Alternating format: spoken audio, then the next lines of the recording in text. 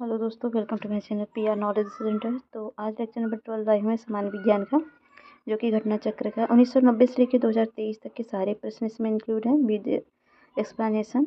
तो RO ARO या फिर यूपीएससी या यूपीपीसी किसी भी एग्जाम के प्रिपरेशन कर रहे हैं तो ये सारे क्वेश्चन बहुत ही इंपॉर्टेंट है।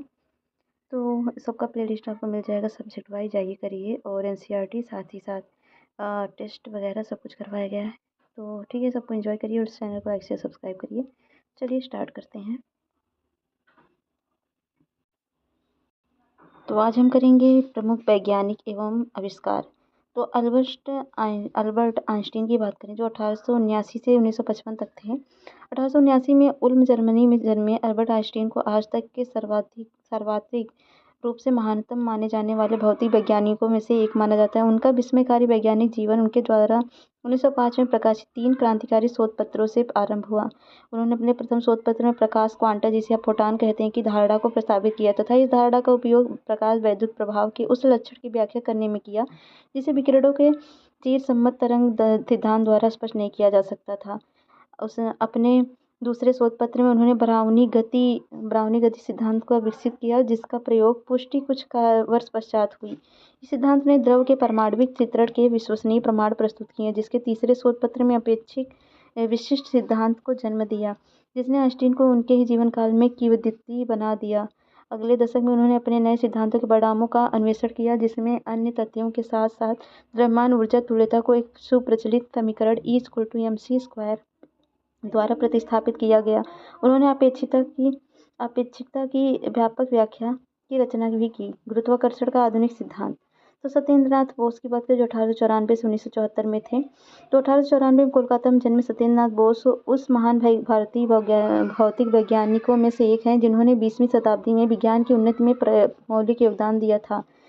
तो ये सब साइंटिस्टों के बारे में है, तो आप थोड़ा पढ़ लीजिए। सर सीवी रमन 1888 से 1970 तक थे। तो यहाँ पर वैज्ञानिक हैं, आविष्कार है, क्या क्या किया ये जरूरी है। तो आर्किमिडीज ने उत्प्लावकता का नियम दिया और उत्तोलक का नाम दिया, जो कि यूनान के थे। गैलीलियो को आप जानते हैं, जड़त्व का नियम दिया, इटली के हैं। क्रिश्चियन हाइगेंस जो है प्रकाश का सिद्धांत, तरंग का सिद्धांत दिया, हाईलैंड के। और आइजैक न्यूटन जो गुरुत्वाकर्षण का सार्वत्रिक नियम, गति के नियम, परावर्ती दूरदर्शक, ये जो है इंग्लैंड के हैं। माइकल फैराडे विद्युत चुंबकीय प्रेरण के नियम, इंग्लैंड से हैं। जेम्स क्लार्क मैक्सवेल जो विद्युत चुंबकीय सिद्धांत, प्रकाश एवं एक विद्युत चुंबकीय तरंग, इंग्लैंड से हैं। हेनरिक रुडोल्फ हर्ट्ज जो है विद्युत चुंबकीय तरंगे, जर्मनी से हैं। जगदीश चंद्र बोस अति लघु रेडियो तरंगों के भारत से हैं। और डब्ल्यू.सी. रोएंटजन एक्स किरणों के लिए जर्मनी से हैं। जे टॉमसन इलेक्ट्रॉन, इंग्लैंड से हैं। मैरी स्लोडोस्का क्यूरी जो है रेडियम तथा पोलोनियम की खोज, प्राकृतिक रेडियो एक्टिविटी का अध्ययन, पोलैंड से हैं। अल्बर्ट आइंस्टीन जो प्रकाश वैद्युत नियम, अपेक्षिकता का सिद्धांत, ये जर्मनी से हैं। विक्टर फ्रांसिस हैस जो हैं ये कॉस्मिक विकिरण, ऑस्ट्रिया से हैं। R.A. मिलिकन जो है इलेक्ट्रॉन आवेश माप के, अमेरिका से हैं। अर्नस्ट रदरफोर्ड परमाणु का नाभिकीय निर्देश जो है न्यूजीलैंड से हैं। नील बोर जो हाइड्रोजन परमाणु का क्वांटम निर्देश, ये डेनमार्क से हैं। चंद्रशेखर वेंकटरमण ये अणुओं द्वारा प्रकाश का अप्रत्यास्थ प्रकीर्णन, भारत से हैं। और लुईस विक्टर द ब्रॉगली द्रव की तरंग प्रकृति, फ्रांस से हैं। मेघनाथ साहा जो तापिक आयनन, भारत से हैं। सत्येंद्रनाथ बोस जो है क्वांटम सांख्यिकी, भारत से हैं। वाल्फगैंग पाली जो है अपवर्जन नियम, ऑस्ट्रिया से हैं। एनरिको फॉर्मी जो है नियंत्रित नाभिकीय विखंडन, इटली से हैं। वर्नर हेजेंसबर्ग क्वांटम यांत्रिकी निश्चितता सिद्धांत, जर्मनी से हैं। पॉल डिरैक अपेक्षिकी इलेक्ट्रॉन सिद्धांत, क्वांटम सांख्यिकी, इंग्लैंड से हैं। एडविन ह्यूबल प्रसारी विश्व, अमेरिका से हैं। और अर्नस्ट ऑरलैंडो लॉरेंस जो है साइक्लोट्रॉन, अमेरिका से हैं। और जेम्स चैडविक जो कि न्यूट्रॉन की खोज की, इंग्लैंड से हैं। हिडेकी युकावा नाभिकीय बलों का सिद्धांत, जापान से हैं। होमी जहांगीर भाभा जो है कॉस्मिक विकिरण सोपनी प्रक्रम, भारत से हैं। लेड डेविडो विकलैंडो ये संगणित द्रव्य सिद्धांत, द्रव हीलियम, ये रूस से हैं। एस चंद्रशेखर सीमा तारों की संरचना तथा विकास, भारत से हैं। जॉन बर्डीन जो है ट्रांजिस्टर अतिचालक सिद्धांत, अमेरिका से हैं। C.H. टाउन जो है मेसर लेसर, अमेरिका से हैं। अब्दुल सलाम जो है दुर्बल तथा विद्युत चुंबकीय अन्योन्य प्रक्रियाओं के लिए व्याख्याकार, पाकिस्तान से हैं। वैज्ञानिक प्रौद्योगिकी है, उस वैज्ञानिक सिद्धांत है। भाप इंजन ऊष्मागतिकी के नियम से है। नाभिकीय रिएक्टर नियंत्रित नाभिकीय विखंडन से है। रेडियो तथा टेलीविजन जो है ये विद्युत चुम्बकीय तरंगों का उत्पादन संचरण संचरण से है। और कंप्यूटर जो है अंकीय तर्क है। और अति उच्च चुंबकीय क्षेत्रों का उत्पादन अतिचालकता से है। लेजर जो विकिरणों के उद्दीपित उत्सर्जन द्वारा प्रकाश प्रवर्तन से है। और रॉकेट नोदन जो न्यूटन के गति के नियम से है। विद्युत जनित्र जो फैराडे के विद्युत चुम्बकीय प्रेरण के सिद्धांत से है। और जल विद्युत शक्ति जो है गुरुत्वीय स्थितिज ऊर्जा का विद्युत ऊर्जा में रूपांतरण है। और वायुयान जो है तरल गतिकी में बर्नौली का सिद्धांत है। और कण त्वरित्र जो है विद्युत चुम्बकीय क्षेत्रों में आवेशित कणों की गति है। सोनार जो है पराश्रय तरंगों का परावर्तन है। प्रकाशित रेशे जो है प्रकाश का पूर्ण आंतरिक परावर्तन है। परावर्ती आवरण जो है तनु फिल्म प्रकाशीय व्यतिकरण है। इलेक्ट्रॉन सूक्ष्मदर्शी इलेक्ट्रॉन की तरंग प्रकृति है। और प्रकाश से विद्युत सेल जो है प्रकाश विद्युत प्रभाव है। संलयन परीक्षण रिएक्टर जो है प्लाज्मा का चुंबकीय प्रतिरोध है। ठीक है, अब नेक्स्ट है टेलीस्कोप जो है कॉस्मिक रेडियो किरणों का संसूचन है। बोस आइंस्टाइन दाब जो है लेसर पुंजों तथा चुंबकीय क्षेत्रों द्वारा परमाणु का प्रग्रहण तथा शीतलन है। मशीन गन का आविष्कार किया गया था जेम्स पकल द्वारा। ठीक है, थर्मोस्कोप प्रारंभिक थर्मामीटर का आविष्कार किसने किया था? थर्मामीटर का आविष्कार गैलीलियो ने किया था। दूरबीन का आविष्कार किसने किया? तो गैलीलियो ने किया। और माइक्रोस्कोप का प्रयोग निम्नलिखित में से किसके अध्ययन के लिए किया जाता है? तो किया जाता है सूक्ष्म एवं पास की वस्तुओं के लिए। विश्व की विशालतम दूरबीन कौन सी है? तो वह है आइस क्यूब। सुमेलित कीजिए, तो सुमेलित करना है। तो टाइपराइटर की खोज किसने की थी? तो वो की थी सोल्स ने। और एक्स किरणों की रोएंटल ने। रेडियो की खोज किसने की? तो रेडियो की खोज जो कि मार्कोनी की ने की, सेफ्टी लैम्प की डेवी ने की। तो इस तरह से ऑप्शन ए हो जाएगा। फिर नेक्स्ट है विलहेल्म रोएंटजन ने आविष्कार किया था। इन्होंने किया था एक्सरे मशीन का आविष्कार। निम्नलिखित वैज्ञानिकों में से कौन अपने बेटे के साथ भौतिकी के नोबेल पुरस्कार का सह विजेता था? तो वह था विलियम हेनरी ब्रैग। ठीक है, निम्न को सुमेलित कीजिए। तो ठीक है, सुमेलित करते हैं। तो वह जॉन गुटेनबर्ग है प्रिंटिंग प्रेस से। और डब्ल्यू के रोएंटन जो है ये हैं एक्सरे से। माइकल फैराडे आपके डायनामो से। और अलेक्जेंडर ग्राहम बेल जो हैं टेलीफोन से हैं। तो इस तरह से ऑप्शन हो जाएगा डी। फिर है भाप के इंजन का आविष्कार किसने किया? तो वो किया था जेम्स वाट ने। सभी जानते हैं, सभी ने पढ़ा होगा इसको। टेलीफोन का आविष्कार किसने किया? तो ग्राहम बेल ने किया। इलेक्ट्रॉनिक बल्ब की खोज किसने की? तो इलेक्ट्रॉनिक बल्ब की खोज की थी थॉमस एडिसन ने। गैस इंजन की खोज किसने की? तो डेमलर ने की थी। और फाउंटेन पेन आविष्कारक कौन है? वाटरमैन है। और रडार का आविष्कारक कौन है? तो रडार के आविष्कारक हैं रॉबर्ट वाटसन। और फिर है अल्फ्रेड नोबेल किसका आविष्कार किया था? तो उन्होंने डायनामाइट का किया था। टेलीविज़न का आविष्कार किसने किया? तो वो बेयर्ड ने किया। और J.L. बेयर्ड का नाम किस आविष्कार से जुड़ा है? तो वो जुड़ा है टेलीविज़न, टीवी आप देखते हैं। निम्न से किसने लेजर का आविष्कार किया? तो लेजर का आविष्कार थियोडोर मैमन ने किया। फिर है निम्नलिखित में से कौन सा सही सुमेलित नहीं है? तो ठीक है, जेम्स वाट वाष्प इंजन सही है। A.G. बेल टेलीफोन सही है। J.L. बेयर्ड टेलीविज़न सही है। जे पार्किंस पेनिसिलिन की नहीं की थी। पेनिसिलिन एक जो एंटीबायोटिक है, इसकी उत्पत्ति पेनिसिलिन कवक से हुई है। ये पेनिसिलिन बीटा लैटेक्स एंटीबायोटिक है। और ये इलाज इसका होता है इसके लिए जीवाणु मतलब इसका स्कॉटिश वैज्ञानिक नोबेल अलेक्जेंडर फ्लेमिंग ने किया था, ना कि इन्होंने। पेनिसिलिन का आविष्कारक अलेक्जेंडर फ्लेमिंग है। और नेक्स्ट है अलेक्जेंडर फ्लेमिंग ने खोज की थी पेनिसिलिन की। सर अलेक्जेंडर फ्लेमिंग ने किस खोज की? पेनिसिलिन की। फिर है फ्लेमिंग ने खोज की पेनिसिलिन की। और फिर है मिलान करना है। फिर है रेडियम की खोज किसने की?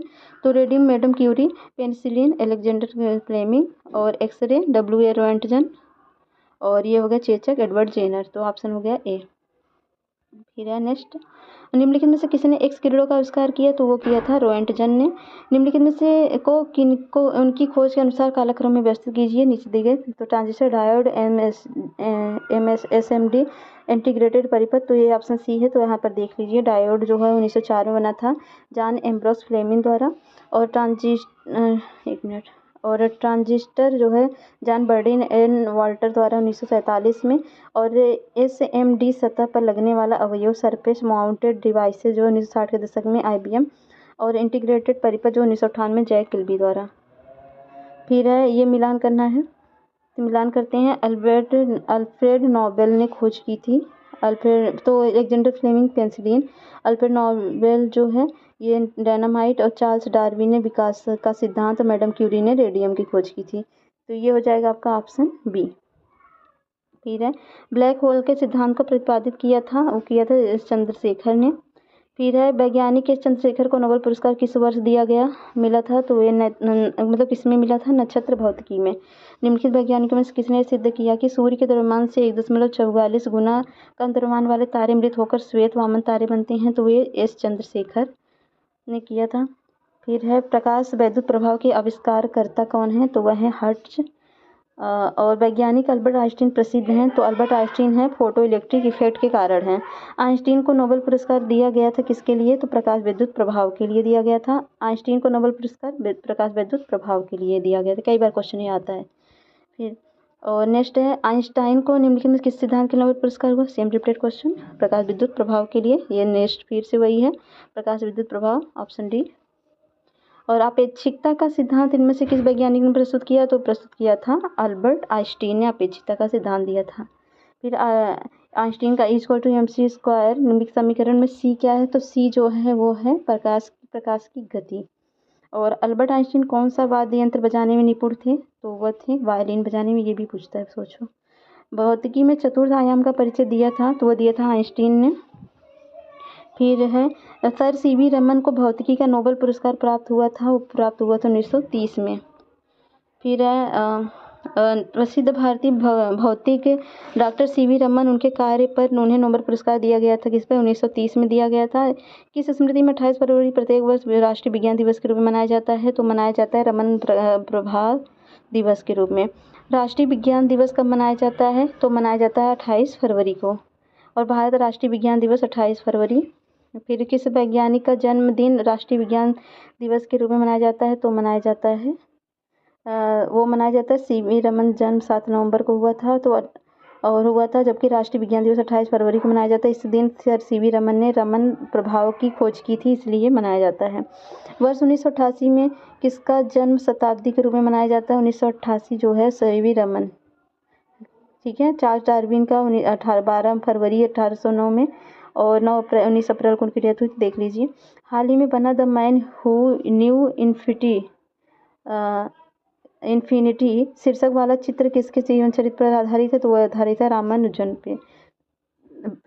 निम्नलिखित वैज्ञानिक में से किसने नवीन सापेक्षता का सिद्धांत प्रतिपादित किया, तो वह थे जेबी नार्लियर ने। फिर है निम्नलिखित में से किसको जेबी नालिकर के अनुसार अभी तक विज्ञान नहीं माना गया, तो वह है ज्योतिष। फिर है भारत में परमाणु ऊर्जा का जनक किस वैज्ञानिक को माना जाता है, तो माना जाता है होमी जे भाभा को। होमी भाभा पुरस्कार किस क्षेत्र में विशेष योगदान के लिए दिया जाता है, तो दिया जाता है नाभिकीय ऊर्जा के लिए। स्टीफन हॉकिंग से एक हैं, वैज्ञानिक हैं, सभी जानते हैं इनको। और निम्नलिखित वैज्ञानिकों में से किसने भौतिक विज्ञान और जीव विज्ञान दोनों विषयों में अनुसंधान किया है, तो वो है जगदीश चंद्र बोस, ठीक है। सूची 1 को सूची 2 से मिलान करना है, ठीक है। तो डॉक्टर राजा रमन्ना जो हैं वो नाभिकीय भौतिकी से हैं। डॉक्टर MS स्वामीनाथन जो हैं वो हैं कृषि विज्ञान से। और प्रोफेसर UR राव जो हैं वो हैं अंतरिक्ष अनुसंधान से। और मेघनाथ साहा जो हैं वो समगतिकी एवं खगोल भौतिकी से है, तो यह हो जाएगा ऑप्शन C, ठीक है। फिर है अगला है ऊष्मीय आयनन सिद्धांत, एक महत्वपूर्ण देन है किसका, तो MN साहा का। UPSC मेंस 2014 में पूछा गया क्वेश्चन। भारत में अणु बम के विकास में कौन बहुत संबंधित है, तो वह है राजा रमन्ना। भौतिक वैज्ञानिक राजा रमन्ना 1974 में भारत के प्रथम परमाणु परीक्षण के मुख्य सूत्रधार रहे हैं। विखंडन के भौतिकी के विकास से संबंधित हैं।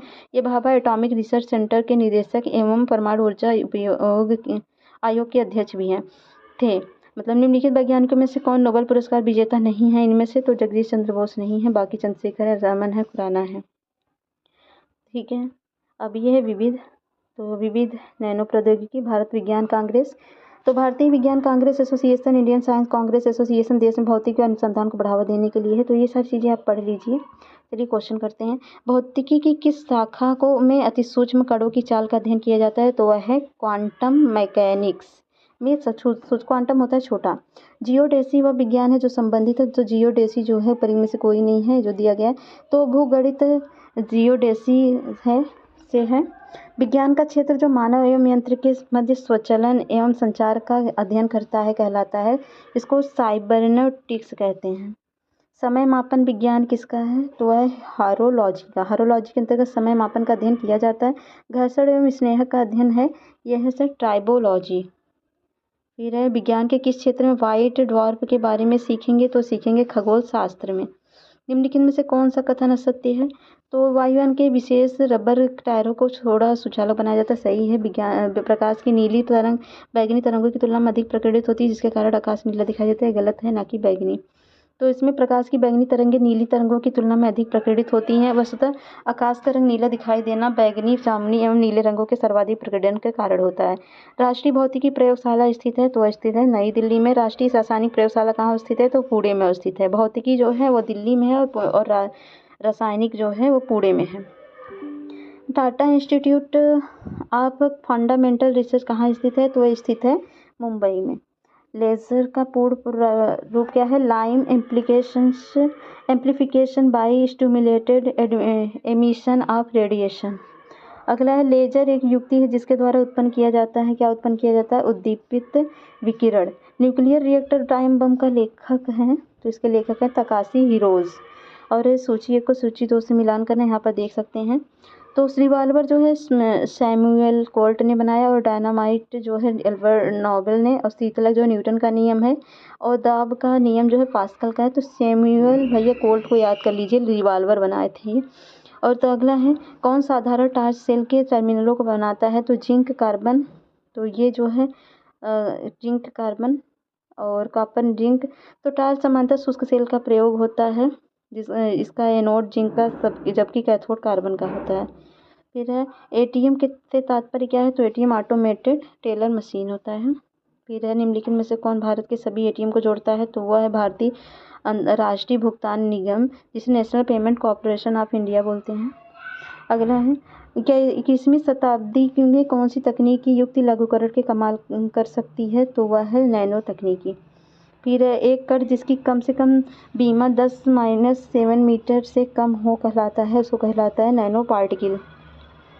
फिर है नैनो कण का आकार निम्नलिखित में किसके बीच होता है? तो वह होता है 1 नैनोमीटर से 100 नैनोमीटर के बीच। फिर है निम्नलिखित कथनों पर विचार कीजिए। तो इसमें प्रारः सूक्ष्मकण नानो निर्मित होने के सिवाय प्रकृति में अस्तित्व में नहीं है, तो गलत है।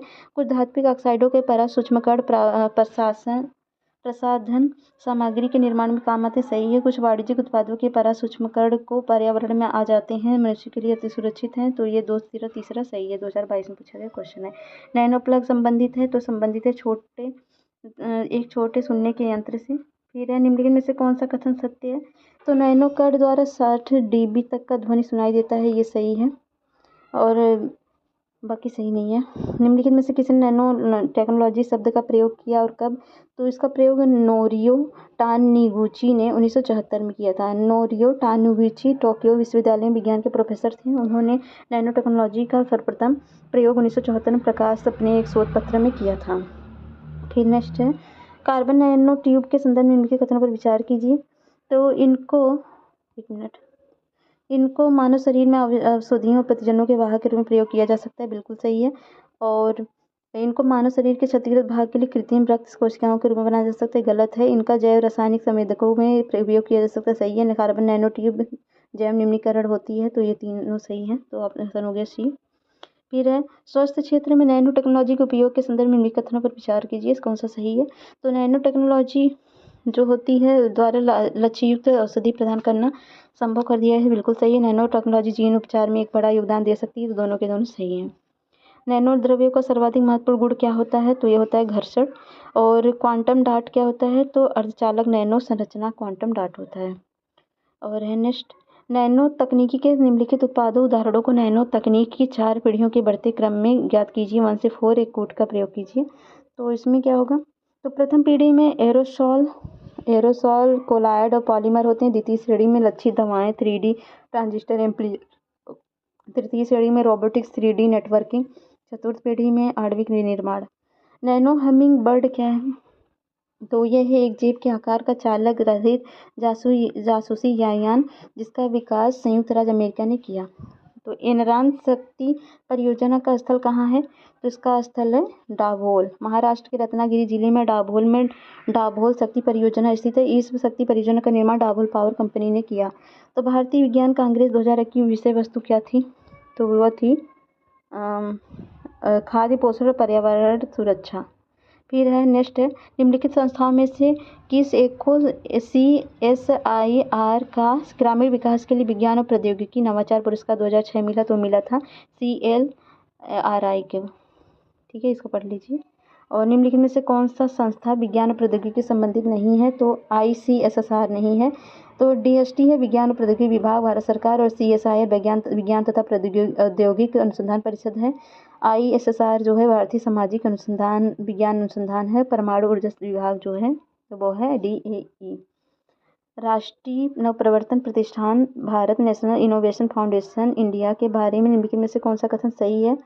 तो इसमें NIF केंद्रीय सरकार के अधीन विज्ञान प्रौद्योगिकी विभाग की एक स्वायत्त संस्था है, सही है। NIF अत्यंत उन्नत विदेशी वैज्ञानिकों संस्थाओं के सहयोग में भारत की प्रमुख वैज्ञानिक संस्थाओं में अत्यंत उन्नत वैज्ञानिक अनुसंधान को मजबूत करने की एक पहल है, तो गलत है, तो ऑप्शन हो गया ए। फिर है एक कूट है, मिलान करना है, तो इसमें ठीक है 1 मिनट। तो है सेवरान जो है तेल के लिए, AT&T जो है टेलीफोन के लिए, MD जो है वो सूक्ष्म संसाधि के लिए, और एनरकॉन जो है ये ऊर्जा पवन के लिए। इसको याद कर लीजिए, ये ऑप्शन सी होगा। जिसको चाहे तो आप पढ़ सकते हैं। और है दक्षिण गंगोत्री स्थित है, तो स्थित है अंटार्कटिका में, जो कि श्वेत महादेश के नाम से प्रसिद्ध दक्षिण गोलार्ध में स्थित अंटार्कटिका में स्थापित भारत का पहला अनुसंधान केंद्र है। दक्षिण गंगोत्री था, जिसके 1984 में स्थापित किया गया था। अंटार्कटिका में स्थापित भारत का दूसरा स्थायी शोध केंद्र मैत्री है। अंटार्कटिका में लार्स मैनहिल क्षेत्र में भारत का तीसरा अनुसंधान केंद्र स्थापित किया गया, जिसका नाम भारती है। दक्षिण ध्रुवीय शोध के लिए स्थापित प्रथम भारतीय स्टेशन का नाम क्या है? तो उसका नाम दक्षिण गंगोत्री है। भारत द्वारा आर्कटिक में हाल ही में शोध स्टेशन कहलाता है, उसको मैत्री बोलते हैं। नहीं, मैत्री नहीं, भारती है। ठीक है। अंटार्कटिका में भारत द्वारा निर्माणाधीन एक नए स्टेशन का नाम क्या है? तो उसका नाम है भारती। कभी कभी समाचारों में देखा जाने वाला इंड आर्क किसका नाम है? तो ये है आर्कटिक क्षेत्र के वैज्ञानिक अध्ययन हेतु भारत की अंतर्जलीय वेधशाला अंडर वाटर ऑब्जर्वेटरी का नाम है। निम्नलिखित में से कौन सा कथन ध्रुवीय कोड पोलर कोड को सर्वोत्तम वर्णन करता है? तो वह ध्रुवीय जलराशियों में परिचालन कर रहे जहाजों के लिए यह सुरक्षक अंतर्राष्ट्रीय कोड है। फिर नेक्स्ट है, उत्तराखंड में किस स्थान पर भारतीय मौसम विज्ञान विभाग एक डॉपलर वेदर रडार को स्थापित किया? तो वह है मुक्तेश्वर। फिर निम्नलिखित में से कौन सुमेलित नहीं है? तो आइसोबार वायुदाब और आइसोहाइड ऊंचाई के लिए, आइसोहेलाइन जो है बर्फ वर्षा के लिए, तो ये गलत है। आइसोहेलाइन समुद्र में समान लवणता वाले बिंदुओं को जोड़ने वाली रेखा को प्रदर्शित करता है। निम्नलिखित में से कौन किसी जल निकाय में घनत्व प्रवणता को दर्शाती है? तो वह है पिक्नोक्लाइन।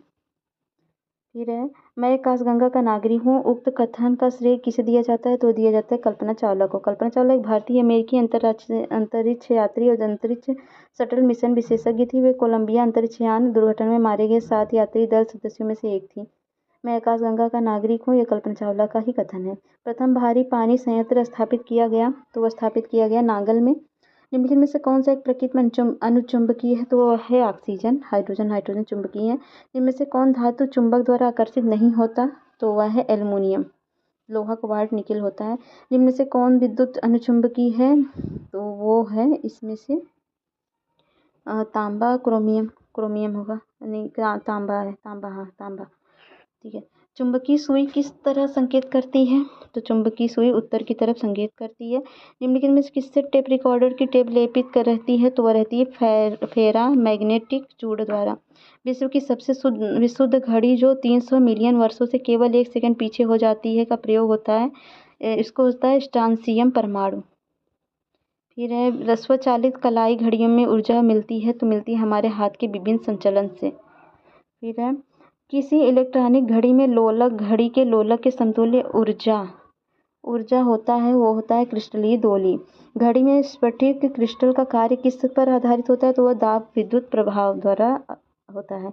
MOEMS का पूर्ण रूप क्या है? तो इसका पूर्ण रूप है micro opto electromechanical system, option B. फिर है रोबोटिक्स के संदर्भ में पूमा क्या है, तो पूमा है programmable universal machine for assembly. फिर है खेत में फसल पर पीड़कनाशी छिड़कना और सक्रिय ज्वालामुखियों के मुखों का निरीक्षण करना, डीएनए विश्लेषण के लिए उत्क्षेपण करती हुई बेलों के श्वास के नमूने एकत्र करना। ये तकनीक के वर्तमान स्तर पर उपयुक्त गतिविधियों में से किसी ड्रोन के प्रयोग से सफलतापूर्वक किया जा सकता है, तो सभी के सभी को किया जा सकता है। फिर नेक्स्ट है सेंट्रल इलेक्ट्रोकेमिकल रिसर्च इंस्टीट्यूट की स्थापना अलगप्पा चेटियार, डॉक्टर शांति स्वरूप भटनागर एवं जवाहरलाल नेहरू के प्रयासों से कहाँ और कब किया गया, तो किया गया था कराईकुड़ी 1953 में। फिर है इंडियन इंस्टीट्यूट ऑफ साइंस की स्थापना बेंगलोर में कब और किसने किया था, तो वह 1909 में जमशेदजी टाटा ने किया था। 1990 दशक में सफल उद्योगपति जमशेदजी टाटा ने अपनी व्यक्तिगत संपत्ति से भारत में विश्व स्तरीय विश्वविद्यालय की स्थापना की। तकनीक मैसूर राज्य के सहयोग में टाटा के स्वप्न को साकार करने में महत्वपूर्ण भूमिका अदा करती है। अगला निम्नलिखित में से कौन सम्मिलित नहीं है, नेशनल इंस्टीट्यूट ऑफ ओशेनोग्राफी गोवा में सही है। Indian national centre for of ocean Hyderabad में सही है। National institute of ocean technology ये है चेन्नई में, ये भी सही है। अंटार्कटिका स्टडी सेंटर बेंगलुरु में नहीं है, ये कहाँ पर है, तो ये है वास्को डी गामा में, वास्को डी गामा गोवा में स्थित है। और ये है नेक्स्ट मिलान करना है, तो इसमें होगा केंद्रीय उच्च तिब्बतन अध्ययन संस्थान, ये वाराणसी में है। इंदिरा गांधी विकास अनुसंधान मुंबई में है। और राष्ट्रीय मनो स्वास्थ्य एवं तंत्रिका विज्ञान संस्थान ये जो है ये है बेंगलुरु में। और केंद्रीय अंग्रेजी तथा विदेशी भाषा संस्थान ये जो है ये कहाँ पर है, ये है हैदराबाद में, तो ऑप्शन हो गया बी। फिर यहाँ पर देख लीजिए केंद्रीय उच्च तिब्बतन अध्ययन संस्थान वाराणसी, इंदिरा गांधी विकास अनुसंधान मुंबई और राष्ट्रीय मनु स्वास्थ्य एवं तंत्रिका विज्ञान संस्थान बेंगलुरु में है। Indian institute of naturopathy and यौगिक साइंस स्थित है, तो ये स्थित है बेंगलुरु में। इसको मिलान करना है, तो ये हाईटेक सिटी है ये हैदराबाद। और साइंस सिटी जो है वो है कोलकाता। और रॉकेट प्रक्षेपण केंद्र जो है वो है थुम्बा में। और फिर है केंद्रीय औषधि अनुसंधान लखनऊ में है, तो ऑप्शन हो गया बी। फिर यह है केंद्रीय औषधि अनुसंधान को लखनऊ, रॉकेट प्रक्षेपण केंद्र थुम्बा और साइंस सिटी कोलकाता और हाईटेक सिटी हैदराबाद। एक कार्बन माइक्रोफोन सबसे श्रेष्ठ प्रयुक्त होता है, वो होता है टेलीफोन में। फिर ग्रहों की गति के नियम प्रतिपादित किए गए थे, ये केपलर द्वारा। सेलेक्सा होता है सौर रिक्शा। फिर है बिब्लियोमेट्री क्या है, तो बिब्लियोमेट्री है एक सूचना प्रबंधन उपकरण। और साइटोट्रॉन ऐसा संयंत्र है जिससे उत्पन्न किया जाता है कृत्रिम मौसम।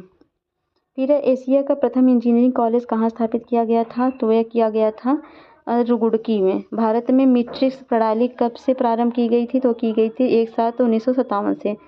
ट्रैकियान से तात्पर्य क्या है, तो इसका तात्पर्य प्रकाश गति से तीव्र गति के कण। फिर है सूची 1 को सूची 2 से मिलान करना है। जॉन सी मेथर, तो ये हैं भौतिक में नोबेल पुरस्कार 2006 के विजेता। माइकल ग्रिफिन जो हैं ये हैं नासा के प्रशासक। और पॉल जी एलन क्या कौन है, तो माइक्रोसॉफ्ट सह संस्थापक है। पीएच सोलन जो अंतरिक्ष पदयात्री हैं, तो ऑप्शन हो गया सी, तो यहाँ पर आप पढ़ सकते हैं। फिर है राजा रमन्ना के बारे में निम्न विचार कीजिए, तो ये हैं आणविक उपकरण के परीक्षण करने वाले वैज्ञानिक की टीम और निर्देशक अधिकारी था। 1975 में उन्हें पद्म विभूषण प्रदान किया गया था, ये भी सही। 1990 में उन्हें रक्षा का संघीय राज्य मंत्री बनाया गया, ये भी सही। उन्होंने the structure of music in rock and western system नाम की पुस्तक का लेखन किया, सभी के सभी ऑप्शन सही हैं। फिर है वाटर जेट तकनीक का प्रयोग किया गया, तो खदानों के वेधन में। फिर लेज़र बीम का उपयोग किया गया, तो चिकित्सा के क्षेत्र में लेज़र बीम का सर्वाधिक उपयोग संवेदनशील सेल चिकित्सा जैसे कॉर्निया के प्रत्यारोपण में किया जाता है। फिर ये मिलान करना है, चलिए करते हैं। शुष्क बर्फ क्या होता है, एक मिनट। शुष्क बर्फ जो है ठोस कार्बन डाइऑक्साइड। जीन थेरेपी क्या होती है, जीन थेरेपी ये रक्त रोगों के उपचार में। क्रायोनिक्स जो होता है पुनर्जीवित करने हेतु जीवित पिंडों में जनन में। और कैंसर के उपचार में। कोबाल्ट 60 होता है, सी हो गया।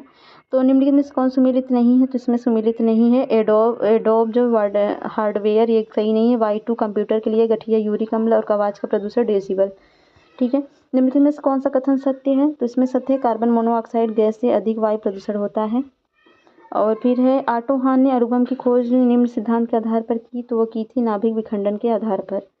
फिर नेक्स्ट है एटम बम के सिद्धांत का आधार क्या है? तो वह है नाभिकीय विखंडन। फिर 1945 में नागासाकी में गिराए गए बमों में कौन सा विस्फोटक प्रयुक्त किया गया था? तो वो किया गया था प्लूटोनियम। किस देश में प्रथम 3D दूरदर्शन प्रसारण प्रौद्योगिकी तौर पर प्रयुक्त किया गया? तो वह है अमेरिका। द्रव क्रिस्टलों का सबसे महत्वपूर्ण प्रौद्योगिकी अनुप्रयोग आंखिक प्रदर्शन में होता है। और मोडेम एक ऐसी युक्ति है जो एक कंप्यूटर तथा फोन लाइन में जुड़े होते हैं, तो दोनों के दोनों सही हैं।